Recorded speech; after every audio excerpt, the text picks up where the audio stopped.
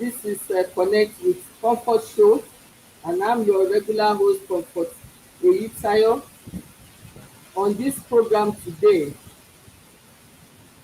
we will be examining the strategic and analytical skill sets, and that accountant or finance manager or anybody in the finance business needs in order to succeed in today's business. As you all know, the landscape of work has changed, and therefore the role of finance people has also changed. It has evolved significantly in recent years, with a greater emphasis placed on the ability to think critically, analyze complex data, and make strategic decisions that drive business successes. So it is important for finance managers to have a strong set of skills that will enable them not only to manage their finance operations effectively, but also to contribute to the overall strategic direction of their organization. And that is what we are going to explore today. I'm happy you are able to join us. You are welcome, and I'm sure that today's session will add great value to you. Welcome once again, and please remain connected while we go on a very short break.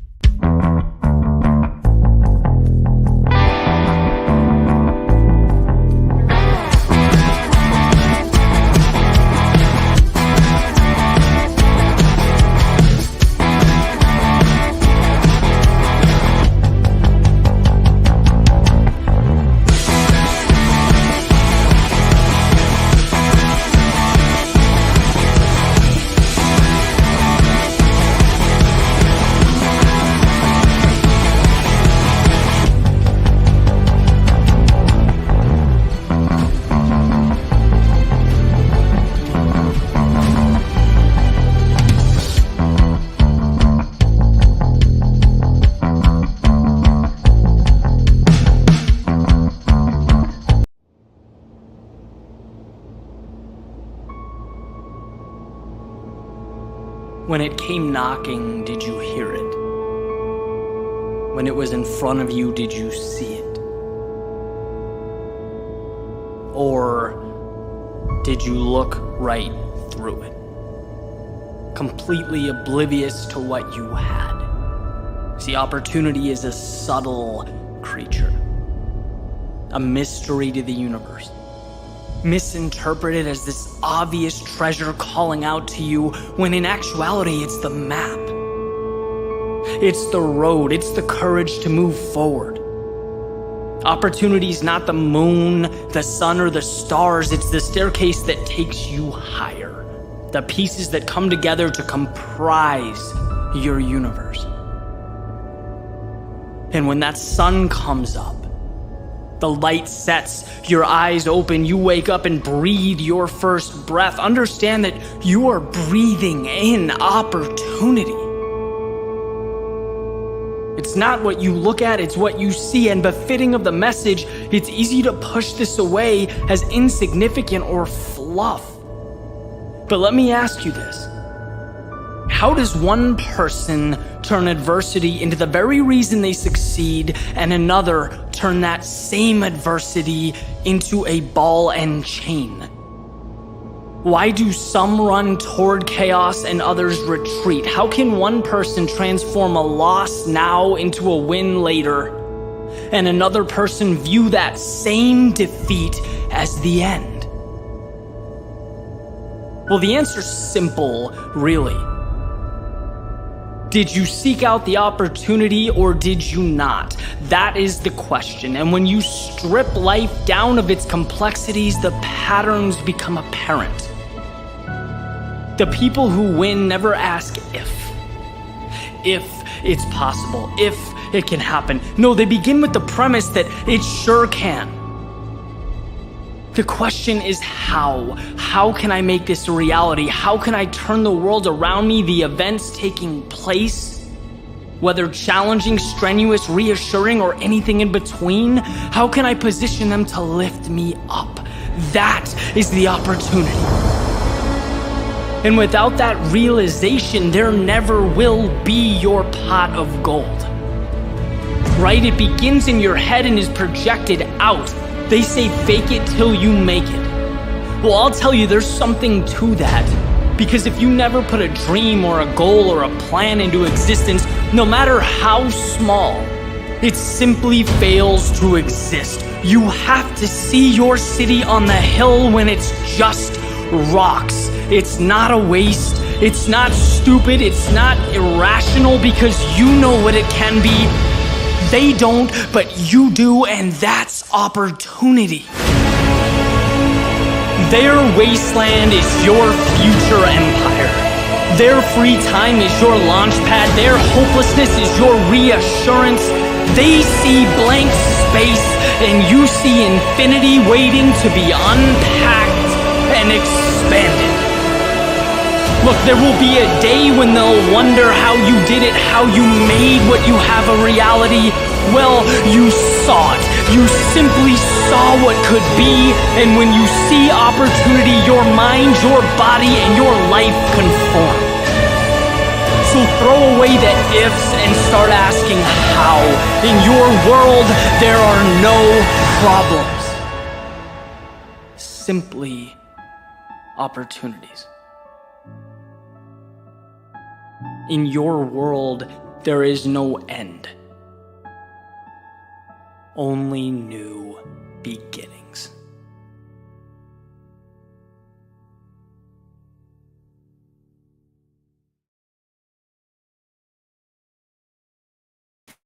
You are welcome back. I'm sure you enjoyed that inspirational video telling us the message that in our world we have quite a lot of opportunities, no end. To do justice to today's show and topic, we have a distinguished guest with us. He is a business consultant and specializes also in startup. He is a strategist. Please join me in welcoming our guest today in the person of Mr. EMMANUEL TARFA. You are welcome. Thank you very much for joining us and allowing us to steal out of your very, very busy schedule to also impact on other people's lives. Thank you very much. Thank you.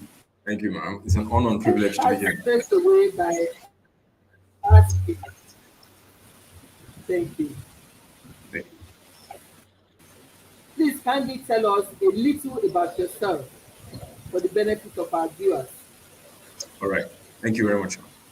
First and foremost, once again, it's a sincere privilege and honor to be here. I've heard so much about you and I have followed you from, so the time you became the president of ICANN. It's a pleasure to be here. I'm really honored. I'm bowing down. You can't see me prostrating, but well done. All right. So my name is EMMANUEL TARFA. Thank you very much. Yes, my name is EMMANUEL TARFA. I'm a management consultant initially in my first life. Well, my second life, management consultant. I'll talk about those lives shortly. But consulting is a very popular term and people throw it around. So everybody's a consultant. And so somebody wondering, why are you different? Are you another portfolio guy carrying boxes up and down, writing proposals and chasing shadows? No. By the grace of God, for the last 15 years, I've been doing this. And I've been privileged to advise at least, from the last count, over 140 companies that we've served.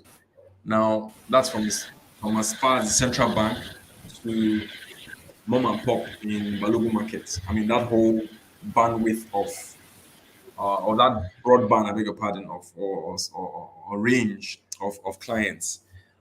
In advisory, what we've done is from strategy, market due diligence, financial advisory, human resource, organization, operations, lots of training and development, of course, and so on and so forth.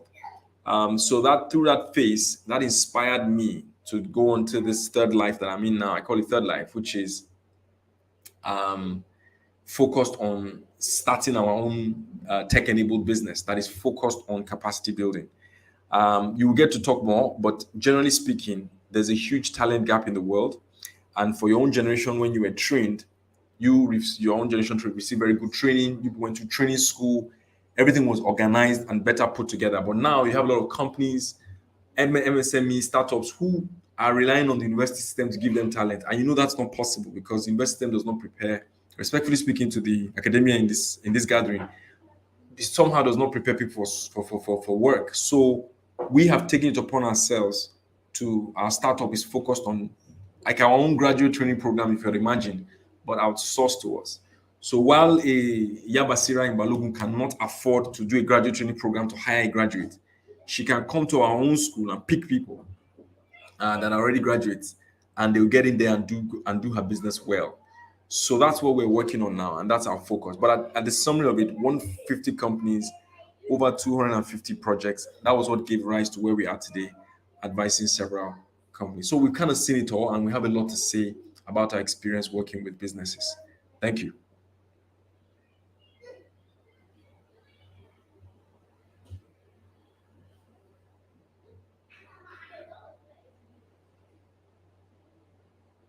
Okay, I think you need to be on mute.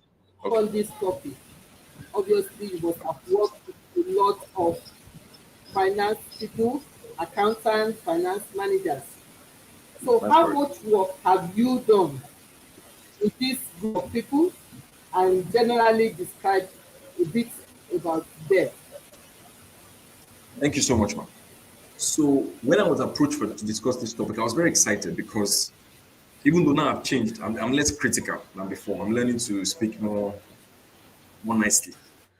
But Ma, to be honest with you, every organization we have worked with, we've had to work with accountants. In as much as they're the first to kick against our fees, because they measure our value by the actual absolute value of the money. So if you bill in millions, they'll be wondering why would you pay a consultant millions for this kind of work? So they understand money from absolutes. So we don't usually get along on a lighter note. But that aside, and that beef aside, so that it's not be as if that's the reason for my colored or that's coloring my judgment. Um, Objectively speaking, before I got on this call, I spoke to an entrepreneur day before yesterday. She's very disrespected. You know her, I'm sure. Very distinguished member of society, top 10 most influential women in this country. Her name will probably appear. And I said, "Whoa, they invited me to come and speak on this program, and I'm going to be talking about accountants." And she just went, "Ha, tell them, oh, tell them that I always have a challenge. Ma, out of these 150 companies I worked for, I can count the number of sound accountants I have met and I worked with. I can count. Now, that's not the only career or any function that has problem. So that I don't sound biased. There are other human resources, admin, we can go on and on. There's problem there. But the reason why accountants have been particularly difficult is because of the title of this conversation, which is strategic and analytical skills. So the challenge we've had, and I'll summarize it before I may answer your question, is that they do not see the connection of what they're doing, or somehow are detached or not immersed in the actual functional requirement of the business, and therefore have this tunnel vision, this narrow vision about what they think needs to be done or are doing, and sort of separated from the realities of the business. So I'll give you an example. Um, let's just take for a random example that maybe it's a retail company.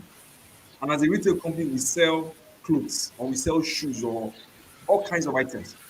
Typically, the accountant will keep the books and prepare the financial statements, bookkeeping and so on. But let's not even get into audit trail and all the other processes and so on. But let's even look at what would you require from an accountant to be strategic and analytical if I work in a retail store? Normally, one of the things, just random metric, is something as basic as what is the cost benefits, or what are the cost benefits associated. Now, it's something they are taught in their discipline, don't get me wrong. But for a square foot of my retail store, what am I getting in return, right? Versus what my industry would offer me. Example one. Example two, what is the contribution of the various segments of all my employees according to their various functions, from the people in the store to the people in the support center to the people in core strategic roles or non-core strategic roles? How will I measure their specific contribution so that I advise organization on return on investment or return on cost, if I would say, if I would use that word at this point? You can't get that. Now, let's not even get into the errors and the miscalculations that come with keeping books that we have to deal with. But let's even come to, how do you advise me as an owner of a business on how best to appreciate the breakdown of my cost and to tell me how to continue to optimize every investment I'm making? Those things are usually very difficult to receive or to get from our dear accountants. I'll pause here, man. So the experience honestly has been a bit tough. And like I promised the person that invited me, that I will beat my chest, that if I find a sound accountant on this call, if they can push and come, I have one or two openings already that we can connect them to, and they can get great jobs if they want, if they can really live up to that expectation. So that they take me up on my challenge and say, okay, hello, can you hear me? I just want to be sure that I'm here loud and clear. Can you hear me? Okay, if you can hear me, man, just do thumbs up. Okay, all right, great. So that's the summary. Let me pause them in response to your question. So the experience hasn't really been amazing. It's one of those careers that you would expect that there'll be a lot of people there, but for some reason, there is no. We don't really get deep accountants when we come when we're looking for. I'll pause there.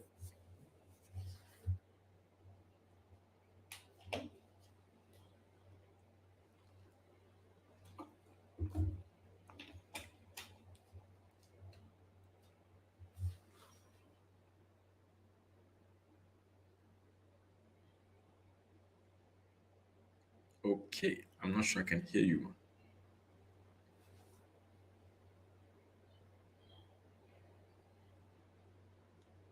Hello, I can't hear her.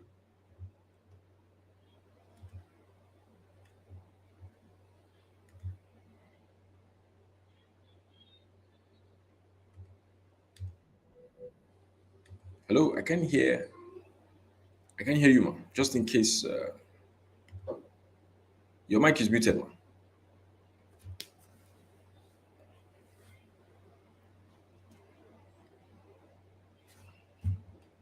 Sorry, sir.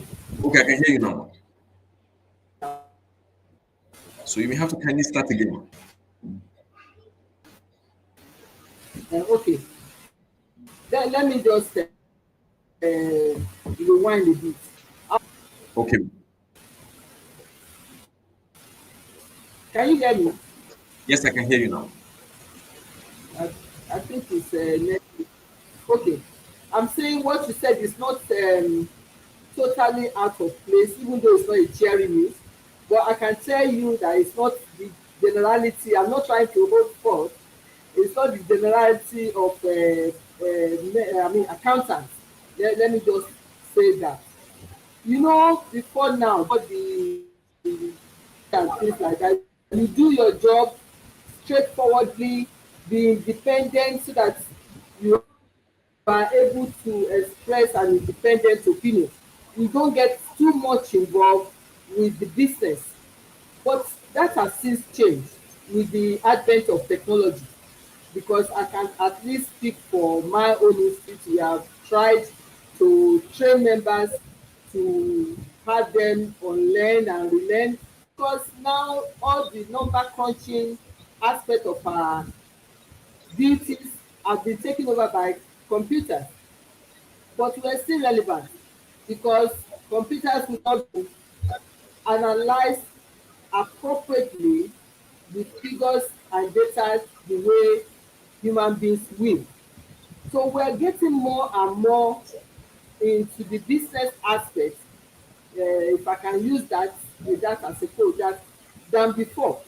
We are getting to realize that we have to be more strategic, more involved now in terms of our businesses before they leave accountants at the background to just do number crunching and chunk out figures with balance sheet, profit and loss and things like that. But accountants are taking on more strategic roles, and that's why we're going into this topic for those who are yet to come on board to know the strategic and skill sets that is required. A lot of this is done by my institute. We are doing that. We are infusing that into the professional development of members, and we're encouraging them by the day for people to also take on self-development so that they are at the right stage in the marketplace to deliver value. So that your story, your own experience with accountants has not been that cheery, but I can tell you going forward, things are going to change because we are having a Yes, lot of I'm excited training about that. trained accountants in the I'm excited scheme of things. to hear that. But that does not take away from the point we are addressing, and particularly to add value to those who are yet to come to terms or speak with what is required. That's why this session is brought about, to be able to add that value. So look forward to more informed accountants and forward. So Thank you. you have told us about your experience with the ones you have come across. For the benefit of those that are listening and are yet to get grasp of what is required from the business angle, they know their onions from the, you also need to back up from the knowledge of what the business owners expect from accountants, finance managers. What would you say the business owners expect from accountants or finance managers? All right, thank you, ma'am. Now, first and foremost, just to appreciate what you're doing, even to be having this kind of program is revolutionary. And when I saw that you're already doing it, I was excited because I picked in my mind where you're going. I know the essence and I know the power. I mean, there are millions of accountants you may never meet, but through this program, you will get to touch them. And that's you leveraging technology. So I really must commend you for that. And yes, I said what I said, not to break tables or, as they say, just create controversy, but particularly, it's my own way of getting the attention of my audience. I Yeah, mean, excluding you, of course. But where I'm going, ma, is this, or to answer your question specifically, what are the expectations of employers, the strategic requirements of account of finance or accountants, I beg your pardon, that as you've highlighted. Now let me explain them in two or three categories. Now I'll speak generally and then I'll narrow down. Generally speaking, it's not only accountants that we have challenges with, so that it doesn't look as if it's narrow. The only reason why it's concerning is you'd expect that because the role or the function is prolific, well, I would say prolific in a sense, or it's pervasive. It's everywhere. I mean, almost every university has an accounting department. You will think that, okay, let's now focus on, so that when employers are looking for, it's easy to find. But here's the thing: the first thing that any employer wants, and you see, the unfortunate thing is that employers, I would say, right, have shifting goalposts. There's nothing I mean, I would say there's anything we can do, but the very definition of being an entrepreneur is shifting goalposts. Why is that? Why are you shifting goalposts? Because you are not reacting to your own internal drive alone. You are reacting to the forces of the market. So look at what is going on now, man. The fact that there's no cash. If an accountant is not thinking on his feet and thinking on how he's going to protect the business, there's nothing anybody can do. So let me just put it point blank, because some people don't like it. They always think employers are unfair. And I'm not speaking because I'm an employer or I'm trying to defend employers. It's nobody's fault. Employers also want it easy and going. I mean, easy going. But the unfortunate thing is that the market forces macroeconomic factors, political, economic, social. technology. Look at AI now. Very soon, a lot of the calculations that people charge a lot of money to do, AI will do it. So everybody has to just say, you know what? So what is the first thing? Number one is employers expect all employees, including accountants, to have a very, very solid understanding of the nature and scope of business that they work for. Now, man, this is cliche. What I just said now sounds like ordinary knowledge. Yes, of course, you're expecting to have the knowledge of your business, but as simple as that may sound, most times accountants, HR managers, those people who are in the fringes or the support guys do not always want to stand aloof. So they leave the people in operations, the people in core technical stuff to be knowledgeable, but they themselves somehow, I don't know for what reason, refuse to immerse themselves in the business in itself. But what they don't understand is that even their next job, their next level, everything is hinged on how much knowledge you have gathered in the things you have done that are not related to your core primary function. In other words, and I'm going to put it there, man, like a small bombshell on my own part, is that one of the best ways to be a good accountant is to focus on things that are not related to your profession, but are related to the business in which you're working for. So, in other words, the way to get better at being a good accountant to an employer is to do more or to do less accounting stuff and more stuff related to the business in itself. So, I'll give you an example. Every business has service offerings. Those service offerings are built out of clear value propositions to customers. In other words, a business is established to solve problems. So if a business is trying to solve a particular problem, one of the areas that will always come up is costs. A solution is designed to do two things: increase a customer's revenue or reduce the customer's costs, or improve efficiency, which is turnaround time, quality, look and feel, and so on and so forth. But primarily increase revenue, reduce cost. So if an accountant is able to understand the dynamics of a product or service offering, especially as it relates to these two metrics, then the accountant is on his way or he's on our way to helping the owner of the business appreciate value. So let's give an example. Why are accountants not sitting in product development sessions and helping the non-analytical people do cost benefits, build financial models, build projections for that particular product or service? Number one. Number two, accountants, because of their nature of their training, are also trained to understand macroeconomic factors. That one I can guess. So if they are designed to understand, so when they hear things like, oh, CBN has monetary policy and monetary MPC, NPR, whatever, the accountant's job now, because they are not economists in the business, and most times the business cannot afford economists, the accountant can borrow from their cousins, which are like economists. I mean, I'm just throwing that out there to see how do I explain this CBN, policy or this macroeconomic policy that would affect this business. How do I advise my employer on how we can protect ourselves, or guard against some of these things that will be harmful to us or that will be adverse to our business? That's the job of an accountant. So number one, primarily, is a good understanding of the business. That means they must be immersed, and let me borrow the word baptized, to the point where they understand the business as well as the people that are technically sound in that business. Then from there, number two, they begin to look at they now begin to infuse their own functional expertise in enabling the service offerings of that business, whether it's from a cost side or from a revenue side. And then lastly, and more importantly, which is what I was emphasizing, is that they have a huge responsibility of advising the business on the external factors that is within their reach and their knowledge on how that would affect the business, especially from a cash flow and from a cash flow standpoint, among other things. I'll pause here, man.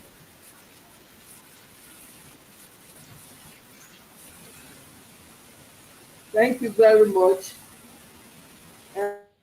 Feel free.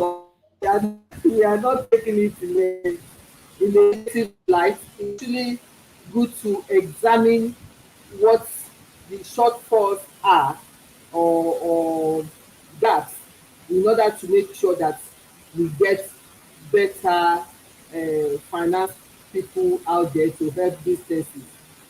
So it's taken in that positive light. Okay, what is your advice? Having said all this, what is your advice to entry or mid middle level stroke senior accountants regarding career growth and advancement. Having heard all this now, some people, there are different stages. You have those at the beginning, middle, and those that are at the top. What is your advice? Thank you. Thank you. So let me begin with the entry. For the entry, I would recommend that they have a very sound understanding of their field. It's important to emphasize this. Some of them, because of the nature of our, and I'm exonerating you, man, from, and I say you, I mean the institution you represent, from the university system, right? The university system, unfortunately, because of the way it's designed, teach, when people cram to pass exams. Now, they need to have an understanding of what they're learning. I'll give you an example, man. This is an example, and I'll tell you where I got the example from when I finish giving the example. A man goes to Dubai to buy goods worth $100,000. A man goes to Dubai to buy goods worth $100,000. The man is a trader. He comes back and he sells those goods in Nigeria and makes a profit, then goes back to buy the goods again. Now, when he sells the goods, he takes and goes to pay down for the ones he has bought, collect a new set. So he's getting trade credit, so he's buying on credit. Now, the supplier of the man told him that if you buy and pay cash, because I give you on credit, but if you buy and pay cash, I'll give you 20% discount on the value of the goods. And therefore, you can go and sell and make more profits. So the man decides, let me go to my bank, borrow money, buy the goods back with cash, right? Trade and return the money plus the principal and interest, and hopefully make a margin that is good enough for me. So it will be better for me to borrow money from the bank at the good interest rates, and then return the money and take advantage of this 20% discount from the supplier. I'm sure you follow me, man. Now, that kind of example is what an accountant, that kind of recommendation is what should come out of an accountant's mouth. In other words, if the accountant does not understand the nature of the business, which is what I was saying initially, you don't even understand what your guy is doing, or you just comes back, oh yes, Oga has traveled, Oga has come back, and he's not seeking to be interested, right? What will happen is that is where the gap in adding value begins. But let me tell you where I got that question from. I got that question from New General Mathematics, SS1 secondary school, why question? That question is from New General Mathematics SS1, why question? Now you wonder, man, what are you doing? Why question? Did you pass why? Well, this is my very common line. Everywhere I go, I talk about these things. My library is not far away from me, behind me. If you open my library, the kinds of books you see are O-level books. What am I doing O-level books? What I understand is that the foundation, the founding principle, first principles of most of the professions and careers, especially from a analytical thinking direction, are all embedded in that. But if people miss out on their 100 level, 200 level, sound accounting principles, when they get to the workplace, they fail to recognize the opportunities to use those tools. They fail to recognize opportunities to leverage those things to add value. So I would generally say, okay, I think I need to wait. She's I think network's off, so that I wouldn't miss her. Let me just please give us a second. Okay, all right. Yeah, so as I was saying, fail to recognize the opportunity. So for entry level folks listening to me, number one, your primary responsibility is you must know your onions. And trust me, I know how this thing works. We copy assignments, we copy tests, sometimes we even cheat in exams. And the problem with that is that we kill our ability to think because we never did it ourselves. So I want to encourage as many people who are starting their careers, who in their own mind knew that they cheated and copied through university, that you have to go back to 100 level accounting and get it right. So that this question that I gave you, this SS1 example I gave you, is a classic example of where you can add value to an employer. For the middle level managers, yours begins to get more complicated because, frankly speaking, what you're looking for is career advancement and probably more money. Now, the risk with that is this, and I think it's important because we're going to talk about AI and all that. But I think what is important is you now need to start to appreciate complexity. and you should start to desire the role of finance. Now, my assumption is this: that there's a difference between accountants and finance folks. I don't want to use the example I use publicly because this is a public forum and I don't want anybody to be angry with me. I mean, I'm talking about the audience now. But I would liken accountants as, a bit more fundamental.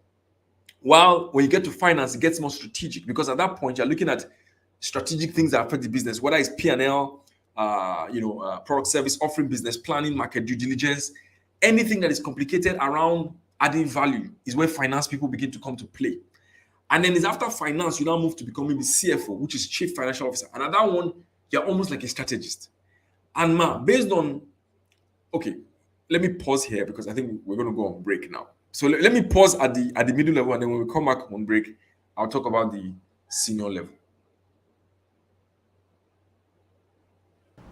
Under the glow of the very bright lights, I turn my face towards the warm night skies, and I am not afraid of 1,000 eyes, and they're above 500 smiles. Oh, I used to think, but wouldn't I give a moment like this moment, this gift? Now look at me and this opportunity is standing right in front of me. One thing I know, it's only part luck and soul. I'm putting on my best show under the spotlight, the start of my life. Big dreams becoming real tonight. So look at me and this opportunity. You're witnessing my moment, you see. My big opportunity. Oh, I used to think, but I wouldn't give the moment like this moment, this gift. And now look at me and this opportunity is standing right in front of me. But one thing I know, it's only part luck and soul. I'm putting on my best show under the spotlight, start of my life. Big dreams becoming real tonight. So look at me and this opportunity. You're witnessing my moment, you see. My big opportunity. I won't waste it. I guarantee.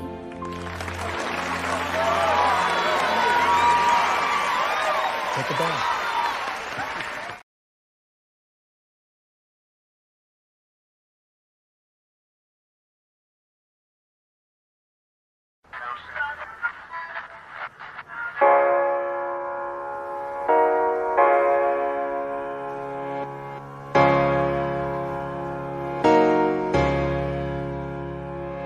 There is something missing in the world today. It's the one thing that can make the world okay. And it doesn't cost nothing, no, you don't even have to pay. It's about doing the right thing every day.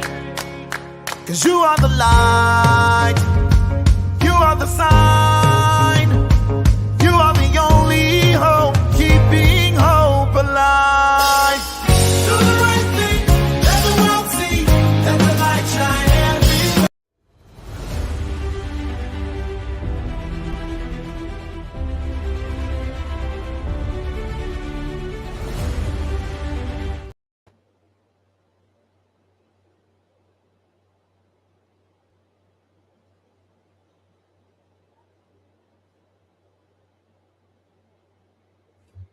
Right.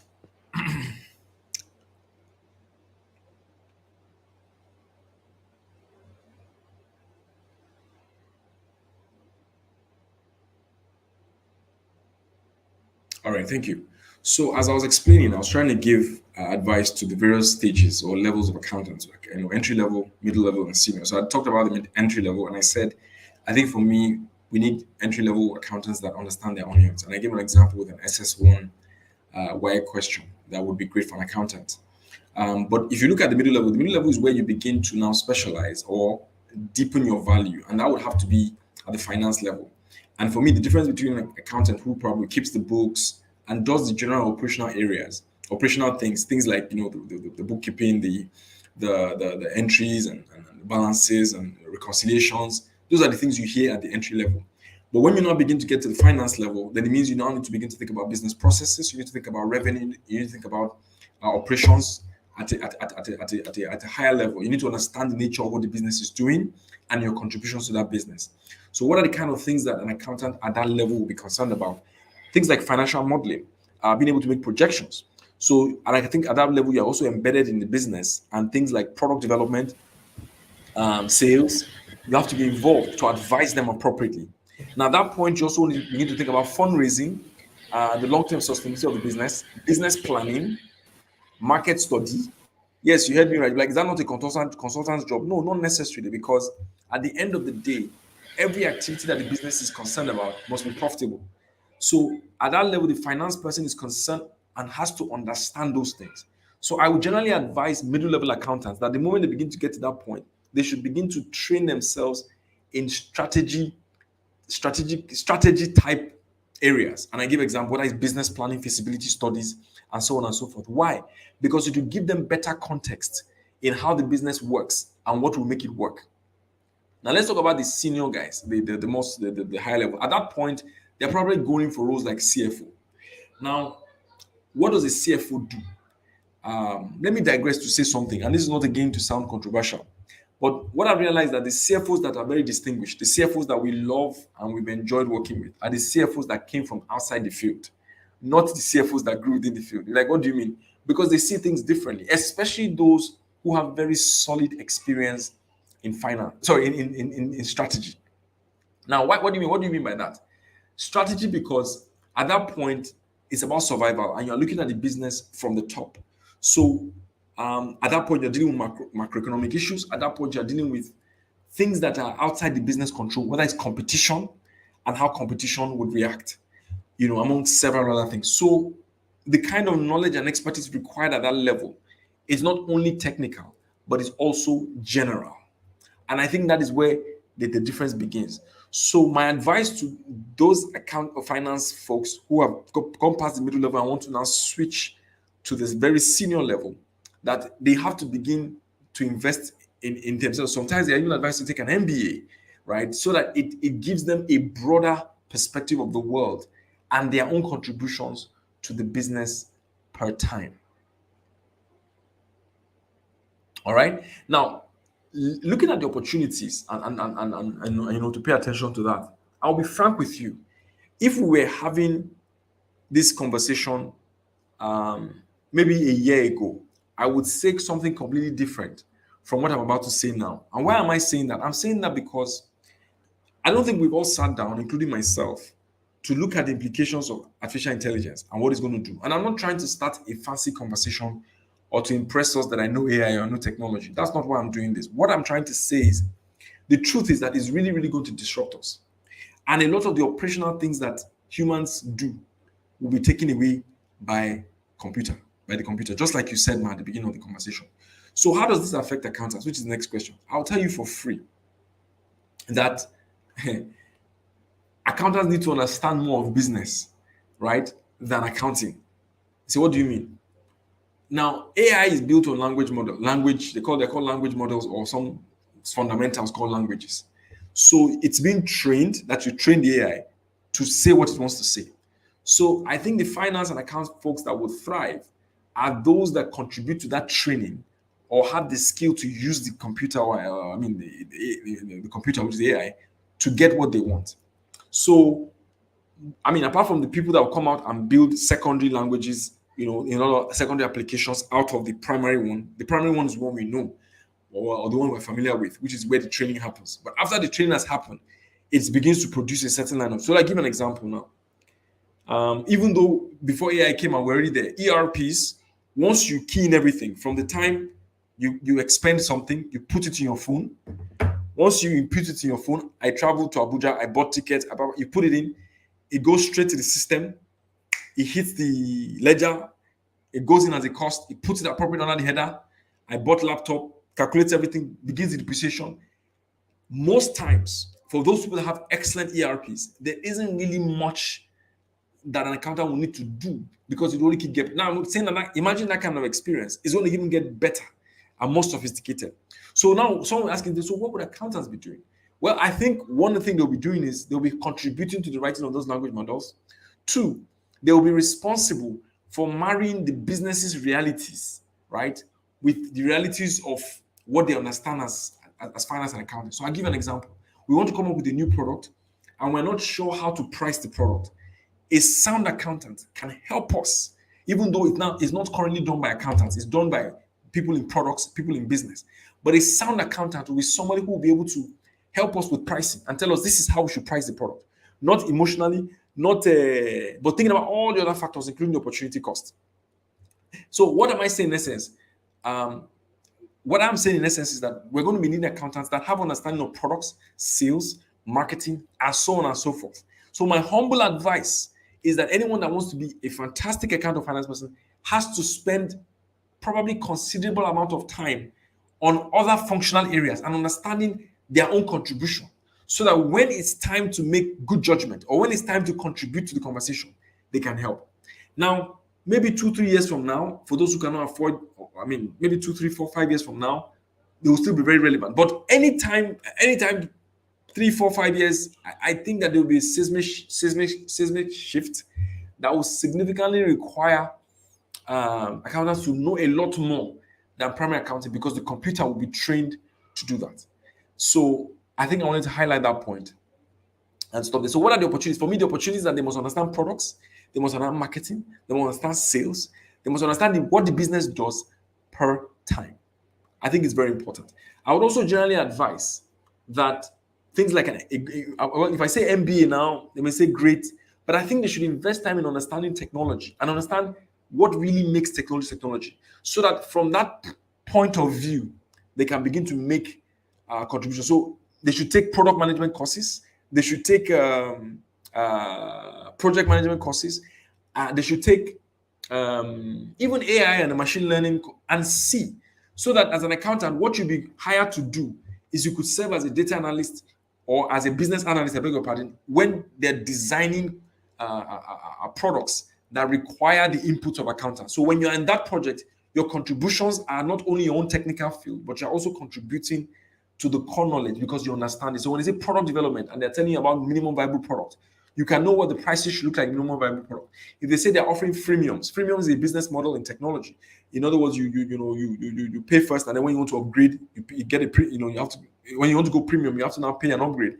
They also understand it, and they can help companies compute the implication of such a business model on their business. So when a startup is or a business that is technology driven is looking at what business model to select, whether it's cloud cloud services, which is SaaS, software as a service, what's your name? Premium, completely built on advertising or whatever business model. Because I just gave like 3 business models now. The accountant or the finance manager can explain the financial implication and give the organization the real implication or the real cost of such a scenario. So freemium essentially is when you for instance, now there are some apps like we use, like Zoom now, for instance. Zoom is free. But the moment you want to record or you want to enjoy some other benefits, you have to upgrade. So if you want to go premium, you have to now start paying. But any other thing you want to enjoy within a certain level is free. So that's what they call a freemium business model, where it's initially free until you go premium. That's the business model one. Now, what I'm saying, and I'm explaining, like I was saying, was that a finance manager's job is understand how freemium works, which is a very common business model that is used by tech companies, and then now advise your technology company the implication for the business model that they select, or be in the room when they are selecting business model with your own understanding of business model, so that with your good understanding of business model, I beg your pardon, so that you can make valuable contributions to the conversation. Full stop.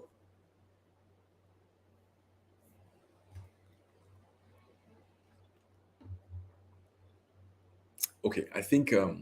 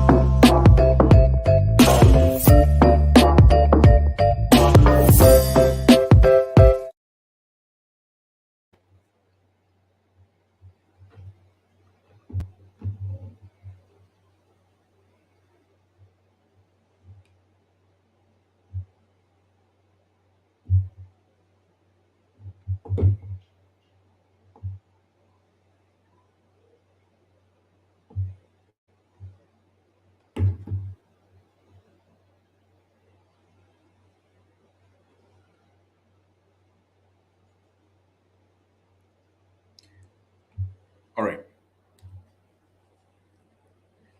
Okay, thank you very much. So for my parting shots, I would say um,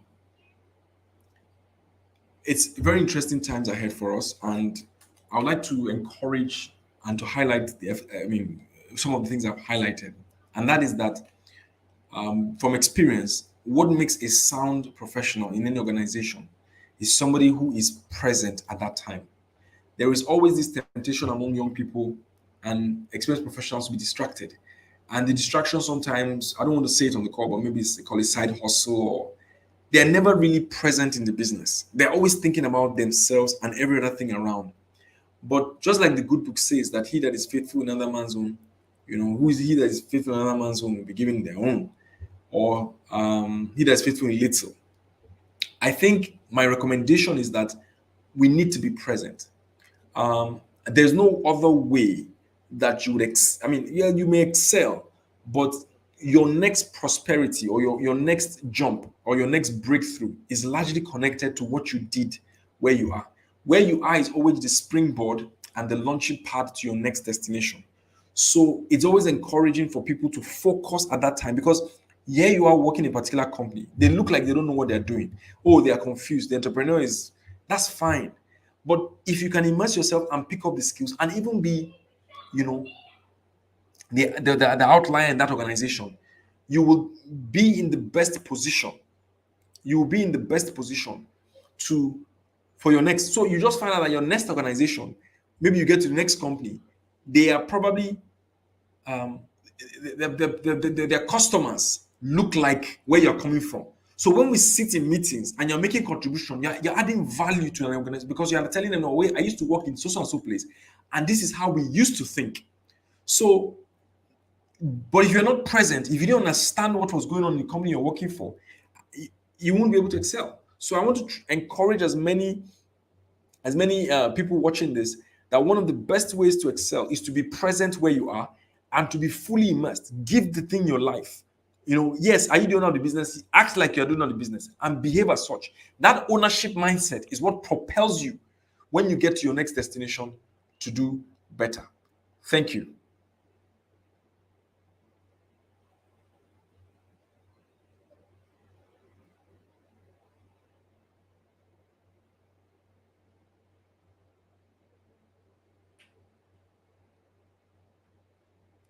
Okay, I think you're on mute, man.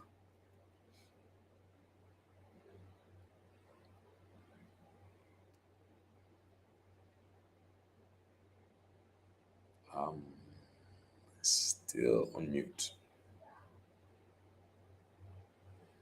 No, I can't hear you, man. You're on mute. I think you're muted.